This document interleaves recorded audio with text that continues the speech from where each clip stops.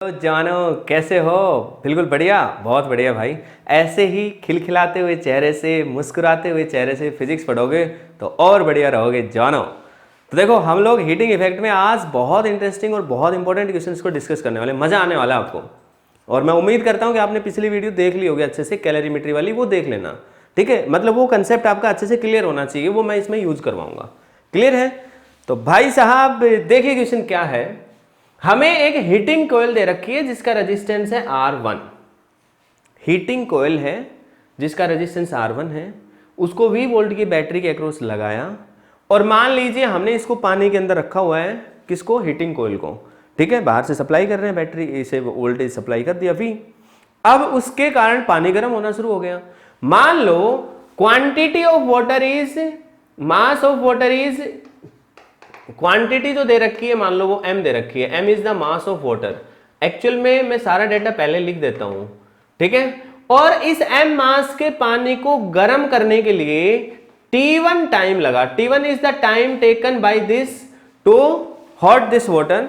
और आप कहोगे जी कितने डिग्री सेल्सियस से टेम्परेचर राइज कराया? कुछ भी मान सकते हो आप, आपका जो मन करे वो मान सकते हो। मान लो मैंने डेल्टा टी टेम्परेचर से इसका टेम्परेचर राइज करवाया, डेल्टा टी डिग्री सेल्सियस से। क्लियर है? अब यदि हम इस कोयल का यूज करके डेल्टा टी डिग्री सेल्सियस से m मास पानी को गर्म करते हैं तो T1 समय लग जाता है। फिर हमने किया साहब, कोयल बदल दी हमने। अब जो कोयल हमने ली उसका रेजिस्टेंस R2 है, कोई भी दूसरी कोयल है, वी डोंट नो, इसकी कुछ रेटिंग वैल्यूज हो सकती हैं, उनका यूज करके आप आराम से रेजिस्टेंस निकाल सकते हो, यहां पर भी और यहां पर भी। सेम वही पानी का मतलब ये नहीं जो ऑलरेडी गर्म हो चुका है, नो। पानी जितना इसमें लिया था इनिशियली उसी टेम्परेचर पे, डिट्टो वैसा ही कंटेनर, सब कुछ चीजें, सारी कंडीशन सिमेट्रिकल, बस इसका रेजिस्टेंस R2, लेकिन बैटरी भी वही। लेकिन इसने जो समय लिया उसी पानी को डेल्टा टी डिग्री सेल्सियस से राइज करवाने में वो समय लिया T2 समय लिया। अपने से वो क्या पूछता है? जो सबसे सिंपल बात है ना वो ये पूछेगा, दोनों को सीरीज में जोड़ दिया, अब कितना वक्त लगेगा? बैटरी सेम रखी हमने, 20 वोल्ट की बैटरी रखी। यह है सबसे सिंपलेस्ट क्वेश्चन। मैं यहां नहीं रुकूंगा, मैं इसमें देखना किसी अलग अलग तरह के वेरिएशन कराऊंगा और आप खुद करेंगे। मतलब इतने काबिल बनेंगे आप कि आप इस तरह के क्वेश्चंस को तो ऐसे हवा में उड़ाएंगे। भाई कंसेप्ट सीखते चलें। अच्छा, दूसरा केस क्या कर सकता है? वो कहेगा इन दोनों को पैरेलल में जोड़ दिया इसके अक्रॉस, तो बताओ कितना समय लगा। तो ये दो तो बिल्कुल बेसिक केस है, बिल्कुल सिंपल से केस है, इनका तो आप फाइनल रिलेशन भी याद रख लोगे तो काम बन जाएगा। तो मैं पहले ये दोनों सिंपल विद फाइनल रिलेशन का डेरिवेशन करके दिखा रहा हूं, ठीक है, ताकि थोड़ा सा आपको समझ आए। क्योंकि भाई ध्यान रखना, मैं आपको मेथड से समझा रहा हूं ताकि मैं अगले जो केस कराऊंगा वो आप खुद कर पाए। तो आप मेथड समझना। मैं इनका फाइनल आंसर भी बता सकता हूं, लेकिन आप बिलीव मी, वो आपकी हेल्प सिर्फ 2-3% केसेस में ही कर पाएगा। मैं ऐसा नहीं चाहता, मैं चाहता हूं कि आप 100% क्वेश्चंस को सोल्व कर पाए। तो इसलिए जरूरी है कि आप तरीका सीखें, ठीक है, कंसेप्ट की पूरी कमांड आपके ऊपर, आपके पास हो। तो पहले जानो एक बात बताइए आप लोग, यदि मैं यहां पर गौर से देखूं तो भाई साहब पहली बात तो यह है कि पानी को गर्म करने के लिए कुछ Q अमाउंट ऑफ एनर्जी की रिक्वायरमेंट होगी। लेटस से QH, जो आप नाम रखना चाहो रख सकते हो। मैंने Q रख लिया कि Q amount of energy is required to hot the water, to heat up the water. कितनी आएगी? Mass into specific heat. Specific heat को मैं S लिख रहा हूं मान लो, या C लिखना चाहते हो आपकी मर्जी है। It is the specific heat of water into delta T। ये एनर्जी की रिक्वायरमेंट है। ये इक्वेशन नंबर फर्स्ट। क्लियर है? अब पहले केस में ये एनर्जी कौन दे रहा है? ये एनर्जी V वोल्ट का सोर्स दे रहा है, तो V² divided by R1 into T1 ये वैल्यू दे रहा है। इसका मतलब V² R1 T1, इसकी वैल्यू ये हमारे पास Q के बराबर है। सेकंड केस में पानी वैसे के वैसे ही गर्म हो रहा है, उतना ही पानी गर्म हो रहा है। तो भाई साहब सेकंड केस में जो एनर्जी सप्लाई करी है वो R2 कोयल ने करी है, तो इसका मतलब T2 समय लिया है, तो उसके लिए इक्वेशन ये बन जाएगी। सीधी सी बात है। इसके लिए T1 लगा, इसके लिए T2 लगा। लेकिन थर्ड केस में, फाइनल केस में, जब दोनों सीरीज में है तो उस समय भी पानी गर्म करने के लिए तो Q एनर्जी चाहिए। पानी गर्म करने के लिए तो Q एनर्जी ही चाहिए, लेकिन वहां पर समय कितना लगेगा? लेटस से T टाइम लगेगा। लेटस से इस केस में समय T1 लगा था, इसमें T2 लगा था, लिख रखा है मैंने ऊपर, इसमें समय लगा मान लो T। तो भाई साहब इस टी टाइम को निकालने के लिए हमें क्या करना पड़ेगा, मतलब ये टाइम टी निकालना है अपने को, कितना वक्त लगेगा, लेकिन जो एनर्जी की जो रिक्वायरमेंट है वो अब भी वैसी की वैसी ही है। तो मेरे प्यारे जवानों, यहां पर यदि मैं गौर से देखूं तो इन दो टर्मिनल्स के बीच में नेट रेजिस्टेंस कितना है, R1 प्लस R2। तो जब R1 प्लस R2 है तो V वोल्ट के अक्रॉस, तो V square divided by R1 plus R2 इसका टोटल रेजिस्टेंस हो गया, इनटू टोटल टाइम मान लो T लगा, इतनी हीट पैदा हो जाएगी, कुल मिलाकर इस पूरे सिस्टम में इतनी एनर्जी पैदा होगी।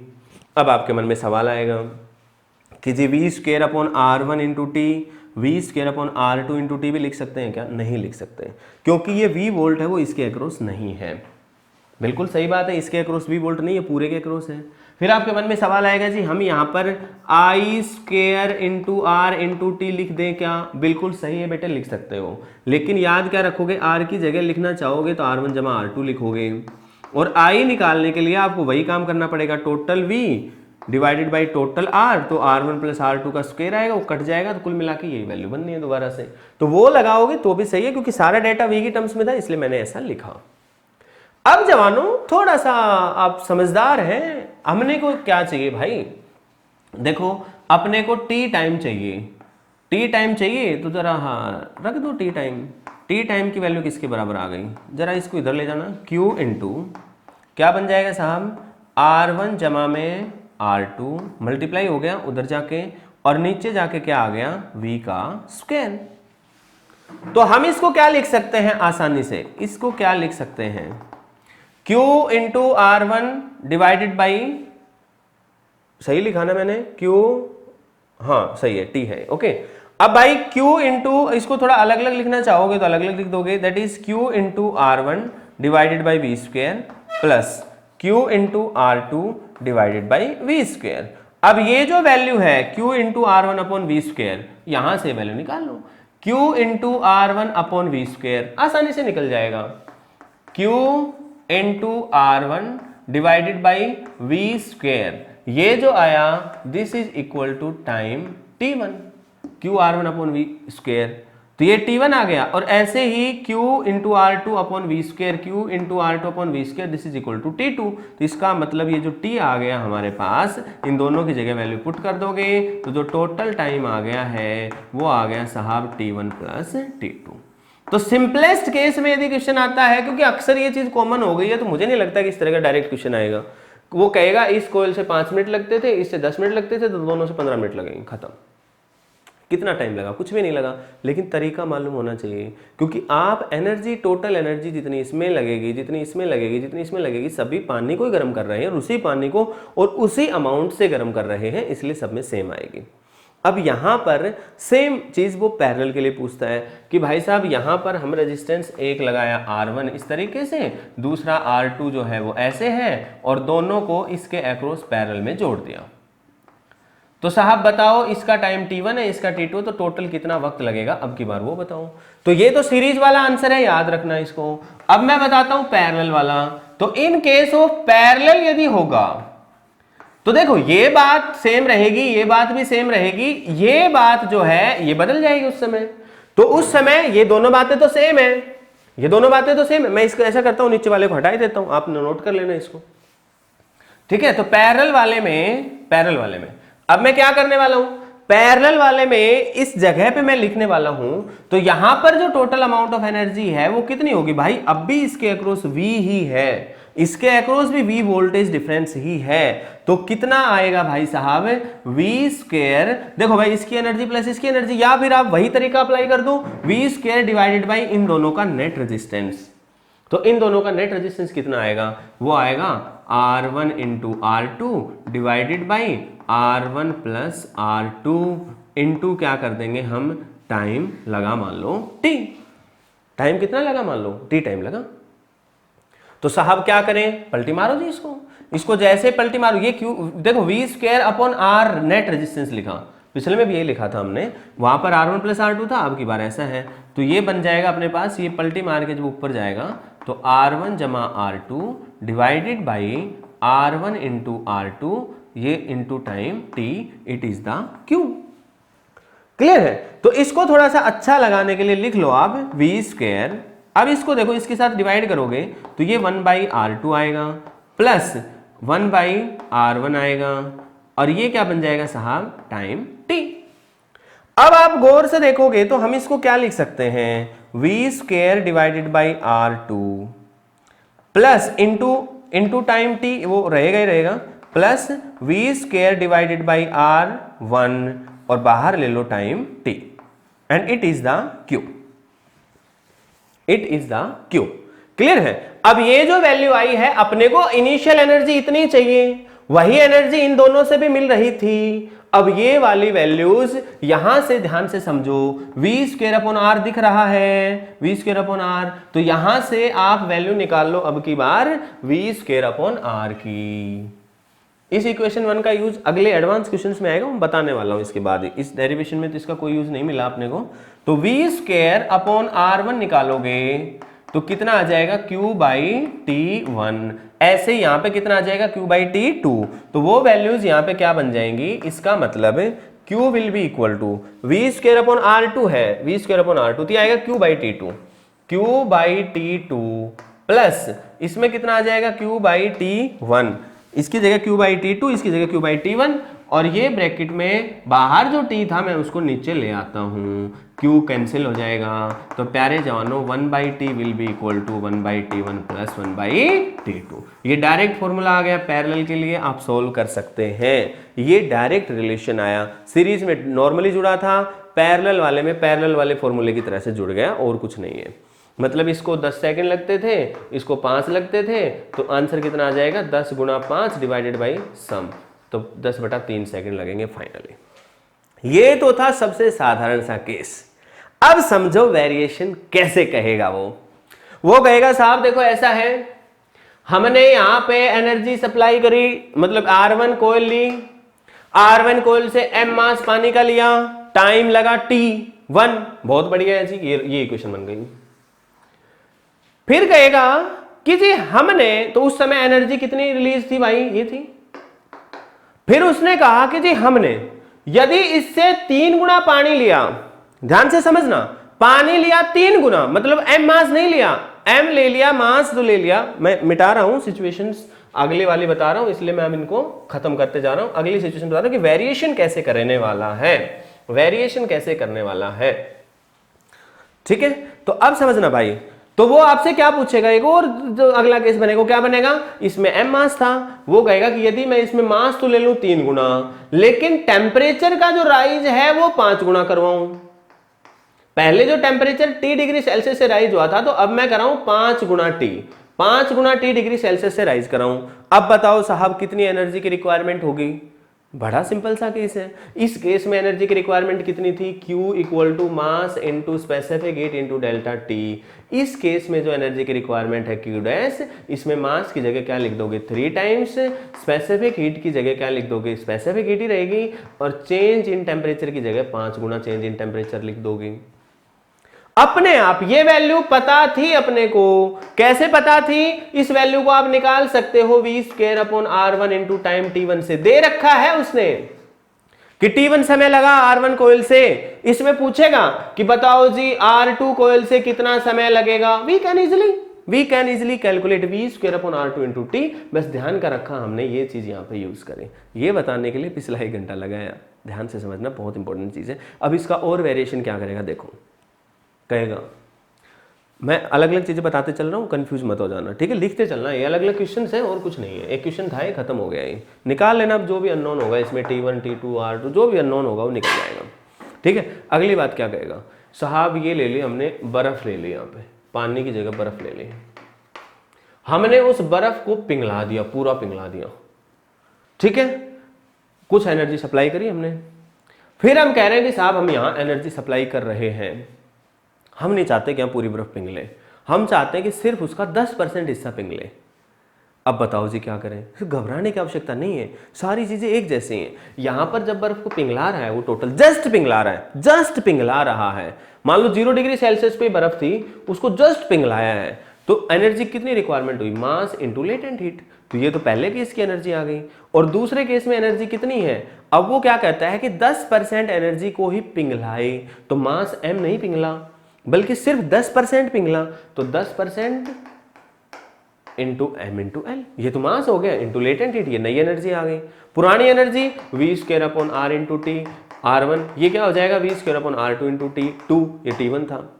कभी कभी इसको भी बदल देगा, ये हमने 220 वोल्ट लिया था जी, हम इसको भी पिघलाना चाहते हैं 10% और इसको हम बढ़ा देते हैं 220 से 420 कर देते हैं। अब बताओ जी, अरे तो भाई क्या हो गया, जो आप इसकी जगह नई वैल्यू पुट कर दो, रेजिस्टेंस दे रखे हैं वो पुट कर दो, टाइम की अपने आप रिलेशन आ जाएगा, कितना समय लगेगा, क्या चीज होगी, आप आसानी से निकाल सकते हैं। ध्यान रखना, इधर मास इंटू लेटेंट हीट है बस, इधर आप टाइम मत हटा देना। इधर टेम्परेचर नहीं आया, नहीं होता जब मेल्टिंग वाला केस है तो टेम्परेचर नहीं आता, पिछली वीडियो में बता चुका हूँ तसल्ली से। लेकिन ये तो v square upon r t है, तो ये v square upon r t ही रहेगा। तो इस तरह की बातें कहेगा। फिर क्या कहेगा और सुनो, कहेगा जी ये कोयल थी R1 वाली, ये T1 समय लेती थी, बहुत अच्छा लगा जी हमें। ये कोयल थी R2 वाली, ये T2 समय लेती थी, बहुत ही अच्छा लगा साहब। हमने R1 कोयल थी उसका आधा टुकड़ा यूज कर लिया, आधा फेंक दिया, वाह मजा आ गया, आधा टुकड़ा यूज किया। तो आपको पता है आधा टुकड़ा यूज किया तो रेजिस्टेंस आधा हो गया। दूसरे वाली का भी मान लो आधा, 1/3 जो मर्जी बोले, मान लो आधा यूज कर लिया, तो साहब इसका भी आधा टुकड़ा यूज हो गया। और फिर कह दिया दोनों को सीरीज में जोड़ दिया, R2/2 ये R1/2, दोनों को सीरीज में जोड़ दिया। बैटरी लगाई, पहले V वोल्ट की लगाई थी, अब हमने V/3 वोल्ट की बैटरी लगा दी। अब बताओ साहब कितना समय लगेगा। तो जब तक आपको तरीका नहीं मालूम, इस तरह के क्वेश्चन में आप अटक जाओगे, आप सोचोगे पता नहीं क्या पूछ लिया जी। ओ भाई साहब टेंशन ना लो यार, पहले ये सोचो किसको पिघला रहे थे, उसी को अब भी पिघला रहे हैं क्या, बिल्कुल पिघला रहे हैं जी। तो भाई एनर्जी का जो इनिशियल डेटा था Q equal to ms delta T, वो तो सेम ही रहेगा। मान लो इस कोयल में अकेली R1 में T1 समय लग रहा था, तो ये V square upon R1 into T1 के बराबर भी होगा और V square upon R2 into T2 के बराबर भी होगा। ये तो आप अपने भेजे में फिट कर लो। फिर यहां पर जो Q है वो भी उतना ही सप्लाई करना पड़ेगा, बस फर्क क्या हो गया, V square upon R net लिखना है, तो ये V स्क्वायर ये भी नेट, ये भी net into V square upon R into T, ये भी नेट। बस अब इनमें से जो डेटा आपका अननोन होगा वो अपने आप आ जाएगा। ये यहां से 2-3 इक्वेशंस अपने आप सेट करोगे आप, जो गिवन डेटा होगा उसके अकॉर्डिंग आंसर निकलेगा। तो आप इसके डायरेक्ट रिलेशंस याद रख के सिर्फ काम नहीं चला सकते।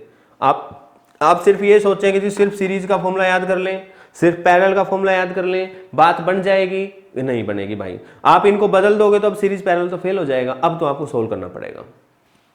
अब आप क्या करना चाहोगे, आर नेट की वैल्यू कितनी हो जाएगी, वी नेट कितना हो जाएगा, वी स्क्वायर बटा 9।